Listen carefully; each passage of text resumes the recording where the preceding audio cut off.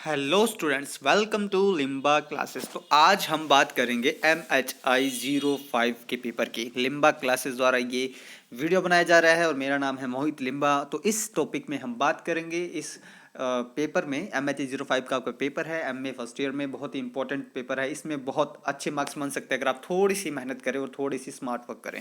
ठीक है, तो इसके अंदर हम आज पढ़ेंगे नवपाषाण काल, न्योलिथिक टाइम पीरियड। देखो, पाषाण काल जब पढ़ते हैं ना तो उसके अंदर तीन टाइप के, जो मतलब पाषाण काल क्या होता है, पत्थरों वाला काल एक तरीके से समझिए। ठीक है, पत्थरों वाला काल है, उसमें हम पढ़ते हैं क्या, निम्न पर पूरा पाषाण काल, मध्य पाषाण काल, नव पाषाण काल। फिर जो पूरा पाषाण काल में निम्न मध्य उच्च आता है। तो जो नव पाषाण काल है जो बाद में आता है, ठीक है, उसके बारे में पढ़ेंगे। इसका एक पहले तो बात तो आपके माइंड में बहुत ही इजीली एक छोटा सा टाइम पीरियड क्लियर होना चाहिए कि हम कब की बात कर रहे हैं हम।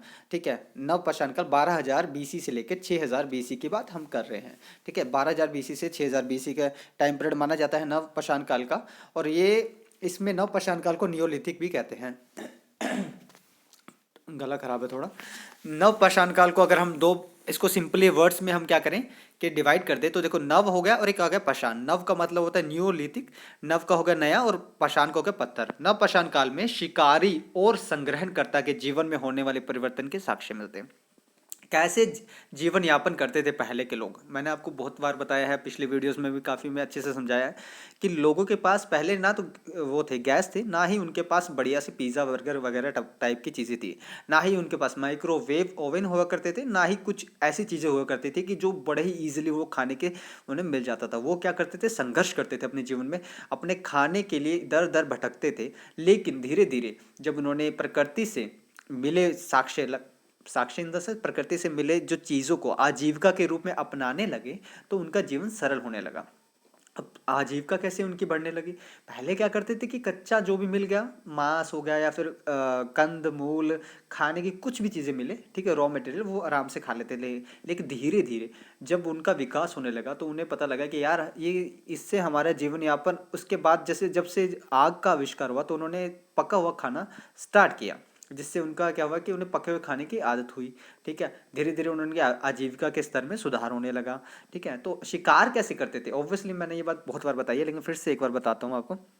अगर आपको शेर का शिकार करना है, ठीक है, एग्जाम्पल के तरीके से बता रहा हूँ, अगर आपको शेर का शिकार करना है तो आप कैसे करोगे। एक सिंपल सी बात है, हाथ में पत्थर, पहले वो क्या करते थे, पत्थरों से आग जलाना सीखा था, पत्थर से उसे क्या करते थे, उसे शार्प करते थे, आगे से तीखा कर देते थे, और उसको उससे मतलब शिकार करते थे, है ना, उसे खुदाई करते थे, उसका यूज़ करते थे, मतलब फल के रूप में बना के ना। तो उसका कैसे यूज़ करेंगे, अब ऐसे तो नहीं हाथ में पत्थर लेके शेर के पास गया और शेर को मारा पत्थर, तो वो शेर खुद ही आपको खा लेगा ना। तो वो चीज़ें बहुत ही ज़्यादा सिंपली अंडरस्टूड है। तो आप क्या करते, वो क्या करते थे, पत्थर को शार्प करते थे, बाद में उन्होंने तीर बनाना स्टार्ट किया, लकड़ी के साथ ऐड ऑन किया, और ऐसे करके उन्होंने जो अपने हथियारों का क्या किया, आधुनिक रूप में परिवर्तन किया। तो ये क्या करते थे कि शिकार करते थे, शिकार करते थे जानवरों का।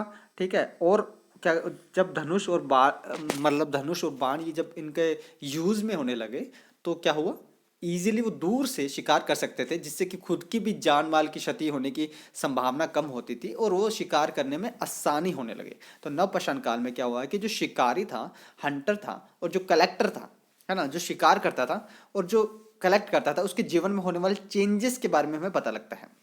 नवपाषाण काल में क्या है कि मनुष्य किस पे डिपेंड करते थे, एग्रीकल्चर पे डिपेंड करते थे, एग्रीकल्चर पे डिपेंड करते थे। और ये पशुपालक के साथ पौधों को भी उगाए जाना जानते थे, मतलब ये क्या करते थे, खेती करते थे।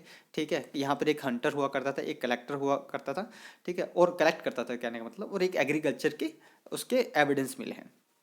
ठीक है, और ये पौधों को भी उगाते थे और पशु का पालन भी करते थे। पांच छह बातें हो गई। और मिट्टी के बर्तन का यूज़ भी करते थे। मिट्टी के बर्तन के यूज़ करने से क्या है कि यहाँ की कल्चरल और जो सोसाइटिकल जो चेंजेस है ना, उसके बारे में पता लगता है। इनके कल्चरल डायमेंशन के बारे में पता लग रहा है हमें, इसके सोसाइटिकल वैल्यूज़ के बारे में पता लग रहा है, इनके एग्रीकल्चर के बारे में, इकोनॉमिक प्रोस्पेक्ट के बारे में पता लग रहा है।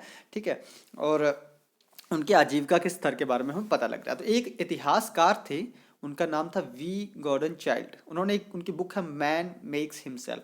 अगर ये आप नेट का एग्जाम दोगे तो यहाँ पर बुक का नाम भी मेंशन हो सकता है। तो इसीलिए मैं इग्नू के जो नोट्स है, लेक्चर है, उसमें बुक्स के हिस्टोरियन के नाम मेंशन करता हूँ कि आपको आगे भी इसकी हेल्प मिले। तो मैन मेक्स हिमसेल्फ बुक किसकी है, गॉर्डन चाइल्ड की है। तो इस बुक में इन्होंने क्या किया है कि जो न्यूलिथिक टाइम पीरियड के बारे में उन्होंने कुछ अपने विचार लिखे हैं। तो इस काल में क्या बताया इन्होंने, प्रकृति और मनुष्य सहचर थे, मतलब एक दूसरे के कॉम्प्लीमेंट्री थे, एक दूसरे की हेल्प करते थे, ऐसे समझिए। ठीक है, इस टाइम पीरियड की सबसे इंपॉर्टेंट बात, मनुष्य ने आग को कंट्रोल करना सीख लिया। ठीक है, खेती कर रहे थे, एग्रीकल्चर में प्रोडक्शन कर रहे थे और पका हुआ भोजन कर रहे थे। देखो ये एक सीक्वेंस के रूप में, एक इक्वेशन के फॉर्म में मैंने लिखा है। ऐसे ही इक्वेशन आपको क्या करना है, अपने टर्म एंड एग्जाम में लिख के आना है। आप सिंपली सिर्फ पैरा बना बना के एक पैरे में पूरा 2-3 पेज भर दोगे, फिल कर दोगे, तो उसमें आपको मार्क्स नहीं मिलेंगे। आपका आंसर साइंटिफिक लगना चाहिए, आपका आंसर बड़ा ही ऐसे, उसका प्रेजेंटेशन बहुत अच्छे तरीके से होना चाहिए, आपका आंसर लोगों से अलग दिखना चाहिए। जब आपके आंसर लोगों से अलग होंगे तभी आपको उनसे बेहतर मार्क्स मिलेंगे। और जब आप अच्छा लिखोगे, अच्छा कंटेंट दोगे, अच्छी हैंड राइटिंग में लिखोगे, है ना, इक्वेशन के फॉर्म में, माइंड मैप्स के फॉर्म में, पाई चार्ट के फॉर्म में लिखोगे, तब आपको बहुत अच्छे मार्क्स मिलेंगे। ठीक है, तो ये आग को कंट्रोल करना सीखा, पहली बात। सेकंड बात एग्रीकल्चर, थर्ड बात एग्रीकल्चर प्रोडक्शन।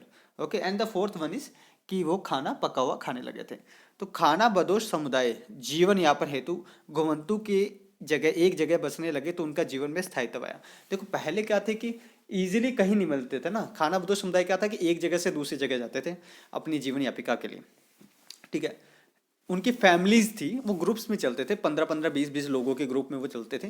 और एक जगह से, मतलब आज राजस्थान है, कल दिल्ली है, परसों हरियाणा है, बाद में उत्तर प्रदेश, बाद में जम्मू कश्मीर, कहीं भी हो सकते थे वो, मतलब एक जगह से दूसरी जगह जाते थे। ठीक है, तो इसी तरीके से वो अपना जीवन का यापन करते थे। लेकिन जब एग्रीकल्चर का डेवलपमेंट होने लगा, जब उनको, जब देखो एग्रीकल्चर का डेवलपमेंट मोस्टली रिवर्स के किनारे हुआ है, जहाँ पर पानी बहुत अच्छा था, पानी की पर्याप्त मात्रा थी, वहीं पर इनकी बस्तियाँ बसने लगे। ठीक है, जब खाना बदो समुदाय एक पर्टिकुलर जगह में बसने लगे, तो उनके जीवन में क्या आएगा, स्थायित्व। देखो एक जगह से दूसरी जगह घूमते नहीं, अब देखें यही हमारा ठिकाना है, यहीं रहना है, यहीं हमने घर बना लिया, यहीं हम पशु पाल रहे हैं, यहीं हम खेती कर रहे हैं, यहीं हमारे बच्चे बड़े हो रहे हैं, यहीं वो पढ़ेंगे लिखेंगे और नवाब बनेंगे, है ना। समझो मेरी बात को, मैं कहना क्या चाह रहा हूँ कि जब पर्टिकुलर कोई इंसान, किसी फैमिली किसी एक जगह पे रहेगा, तो उनके जीवन में स्टेबिलिटी आएगी, उनके जीवन में स्थायित्व का गुण आएगा। तो एग्रीकल्चर से क्या होगा कि ट्रेड बढ़ने लगा। ऑब्वियसली जब एग्रीकल्चर करते थे, कैसे एग्रीकल्चर करेंगे, पहले इंसान क्या करता था कि कृषि नहीं करता था, पहले सिंपल प्रकृति के ऊपर निर्भर होता था कि जो उसे मिल गया वो खा लेता था, शिकार विकार करता था। लेकिन जब उसने कृषि करना सीख लिया, जब उसके अंदर एग्रीकल्चर की क्वालिटी आ गई, उसने एग्रीकल्चर का गुण सीख लिया, तो वो एग्रीकल्चर में प्रोडक्शन करने लगा। पहले क्या करता था कि सिर्फ खुद के लिए प्रोडक्शन करता था, मतलब खुद के लिए प्रोडक्शन मतलब कि एक पर्टिकुलर 4 लोग फैमिली में रहते हैं, इतना उगा लिया कि हमारे लिए काफ़ी है, हमारा जीवन यापन हो रहा है आसानी से, हम अच्छे से अपने पेट भर के खाना खा रहे हैं, बस उसमें वो बहुत खुश थे। लेकिन कितने टाइम तक ऐसे चलेगा, आने वाले टाइम पे क्या होगा कि जब कृषि में तकनीक आई, कृषि में मतलब सुधार आने लगा, एग्रीकल्चर रिफॉर्म्स होने लगे, तकनीकी विकास होने लगा, टेक्नोलॉजिकल डेवलपमेंट होने लगा, तो क्या हुआ कि उत्पादन में, जो एग्रीकल्चर प्रोडक्शन में हाइक होने लगा, उत्पादन बढ़ने लगा। जब उत्पादन बढ़ेगा तो खुद के लिए तो करेंगे, औरों के लिए भी करेंगे। ठीक है, मार्केट मार्केट के लिए प्रोडक्शन करेंगे, जब मार्केट के लिए प्रोडक्शन करने लगे तो ट्रेड बढ़ने लगा।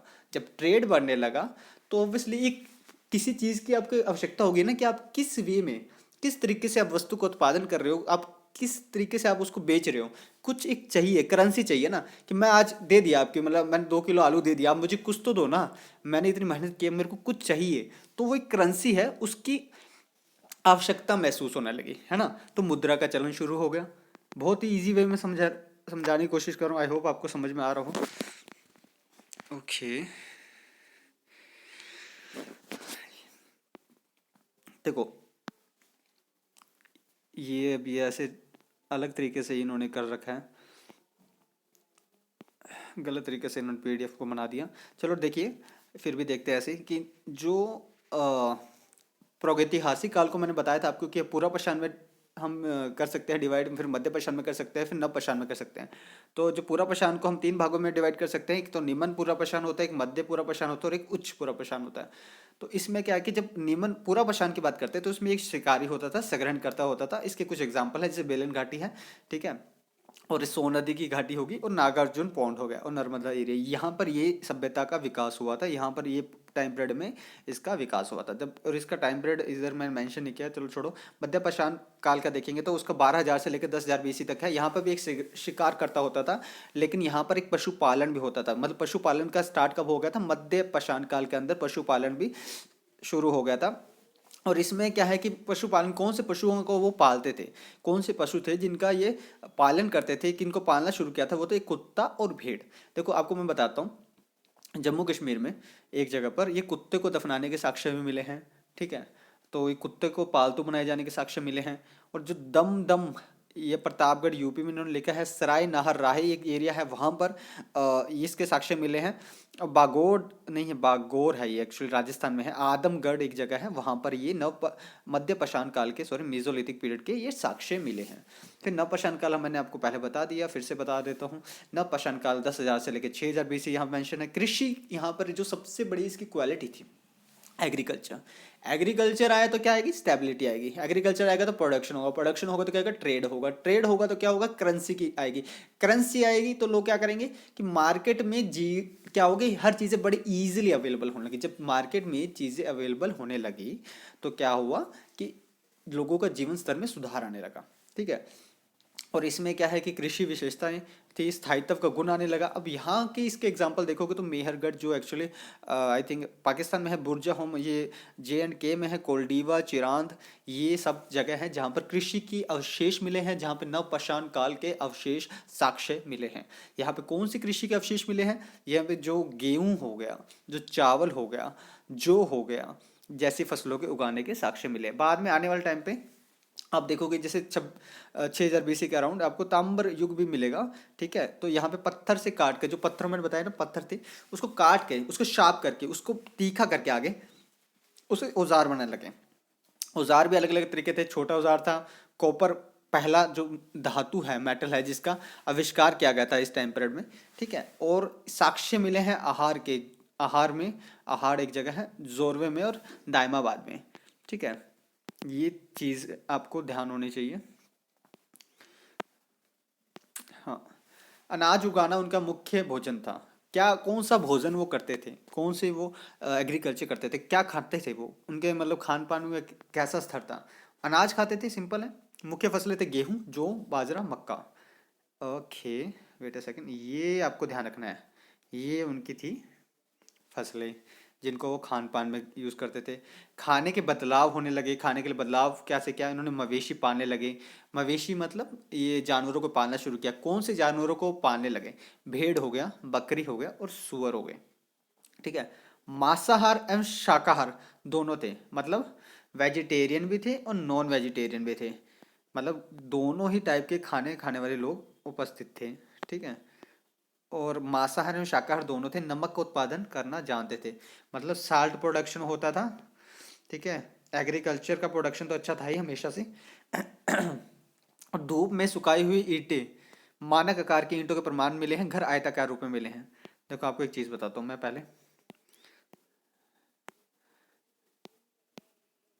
Delete delete delete. ओके, एक पर्टिकुलर ईंट है, जैसे ये 2.5 × 2.5, मैं सिर्फ बता रहा हूँ कि एक मानक आकार मतलब कि स्टैंडर्ड साइज की लंबाई और चौड़ाई उसकी क्या है, स्टैंडर्ड है, एक स्टैंडर्ड सेट है, उसी आकार की सारे ईंटें बनाई गई हैं। आयताकार घर बने हैं, मिले हैं, एग्रीकल्चर प्रोडक्शन है। समझ रहे हो, घरों के देखोगे घर भी बहुत ही बेहतरीन तरीके से बने हुए हैं, एक स्टैंडर्ड साइज में बने हुए हैं, आयताकार फॉर्म में बने हुए हैं। आयताकार में कैसे बने कि ईंटें भी वैसी है ना, ईंटें भी स्टैंडर्ड है, ईंटें भी मानकीकृत है, एक पर्टिकुलर साइज है, उसी की सारी ईंटें हैं, तो ऑब्वियसली वो घर भी क्या बनेंगे, मानकीकृत बनेंगे। ठीक है, तो आपको घर कैसे मिले हैं, आयताकार मिले हैं। चलो आपको थोड़ा सा रिवाइज करवाते हैं इसके अंदर। देखो नियोलिथिक, नियोलिथिक में टाइम पीरियड याद रखना 12,000 से 6,000।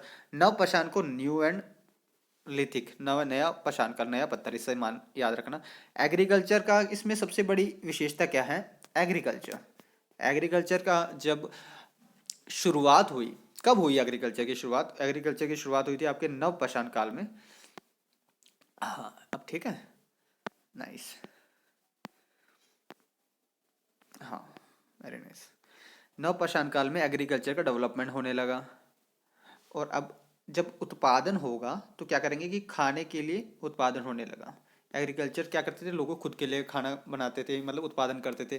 धीरे धीरे क्या हुआ कि तकनीक में, टेक्नोलॉजी में डेवलपमेंट हुआ। ठीक है। टेक्नोलॉजी में डेवलपमेंट हुआ तो क्या हो कि अधिशेष उत्पादन करने लगे। अधिशेष मतलब सरप्लस कह लो, या फिर कह लो कि एक्स्ट्रा कह लो, या कह लो कि खुद की ज़रूरत के अलावा लोगों की ज़रूरत के लिए भी उत्पादन करने लगे। ठीक है। अधिशेष उत्पादन हुआ तो उसके बाद क्या होगा, सिंपल सी बात है, अधिशेष उत्पादन होने लगा तो